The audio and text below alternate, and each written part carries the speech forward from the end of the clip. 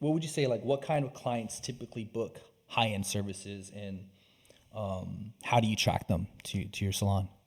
Well, usually like for our big ticket items that are like say just talking about a lash lift or a brow lamination, for example, it's usually people that want to wake up and go. It's like I just woke up Well, like no, that. this is not for just, sorry to Oh, cut you you off. mean Higher end services, not like just high big ticket. so people obviously that have, more income that can afford those type of Yeah, I would say services. I don't say about.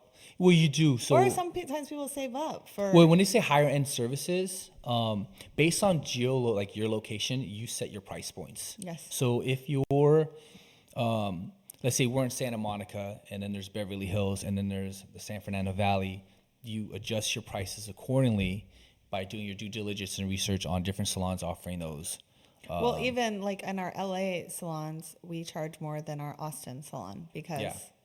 of that reason. Yeah, so like for example, I mean it's a $10 difference and $20-$30 difference, but Yeah. for certain services. But yeah, you look at you do your due diligence, you see what other salons are offering or what their price points are and that.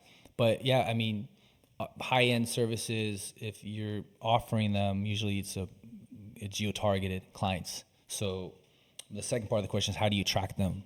Is when you create ads, when you do Instagram ads, you geo-target, you segment your audience on, hey, this, this is their income level, this is where they live, and stuff like that. That's how you typically would attract more, if they want to spend more on high-end price, services. That's mainly one thing that I do when I'm doing marketing for it. But I think in the beauty industry, if you do amazing work, People will come. people will come regardless of unless you have a ridiculous, like, Well, people, I mean, look at women spend thousands on injectables, and I mean, the med spa industry is insane. So yeah, they will spend money on lash lifts yeah, and brow laminations in their brows because it's significantly cheaper than going and yeah, you I know agree. And getting a lot Botox. of they're going on, in their new venture, starting a business, are kind of like, I would say, nervous or scared for putting expensive prices, unless they're ridiculously high.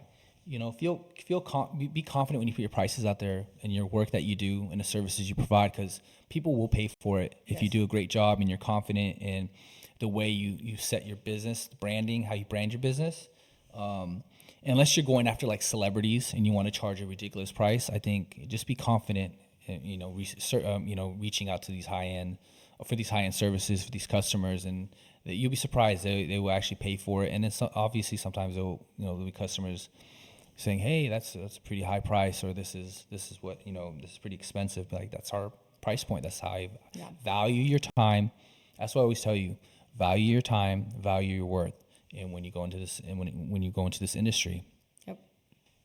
anything else you want to add on to that, or? Well, about like price points, we get that sometimes because we do threading, and a lot of people are used to like the hole in the wall threading spots. That's $15 for a brow thread, but you're gonna get a different experience when you come see us. So we have had people, when they ask us our price, they say, "Oh, that's so expensive," but Yeah. we are doing a full brow consultation. We are taking our time with it.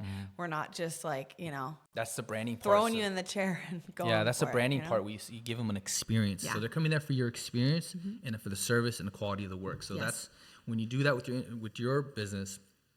Think of the whole experience from start to finish.